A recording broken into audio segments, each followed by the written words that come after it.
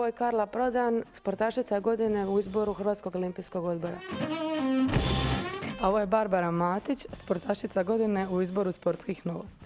Iz Splita i sa tatamija stižu dvije najbolje sportašice Hrvatske u protekloj godini. Barbari je 26, a Karli 22 godine. Judom se bave od malih nogu i s vremenom su postale više od kolegica. Evo što kažu jedna o drugoj. Super prija, kolegica, skupa smo na treningu stalno, dogodi se da smo po cijele dane skupa šta na pripremama, treninzima, turnirima. Skoro pa i živimo, više vidi nju nekada nego svoje roditelje. Tako da evo, stvarno smo i prijateljice i samo ima riječi pohvale za nju.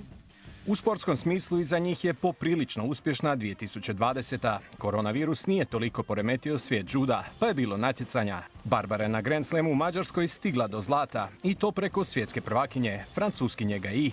Stvarno sam imala izazovan ždrijeb, redom sam pobjedila sve medalje sa prošlogodišnjeg svjetskog prvenstva. Mogu reći da je moja kategorija na tom turniru bila razina svjetskog prvenstva i to je stvarno znak da se može i da samo trebam tako nastaviti trenirati. S izazovnom godinom sjajno se nosila i Karla, briljirajući na europskim smotrama. Ja sam na ta dva europska prvenstva osvojila 2 medalje, srebro do 23 godine i broncu na seniorskom europskom prvenstvu. Stvarno sam jako zadovoljna i sretna i ovo je moja najuspješnija godina do sada. Uspjeh ovih djevojaka tim je veći jer stigao je iz dvorane koja je zapravo atomsko sklonište na splitskim Pujankama. Trener im je, a ujedno i izbornik, Vladimir Preradović, koji otkriva tajnu.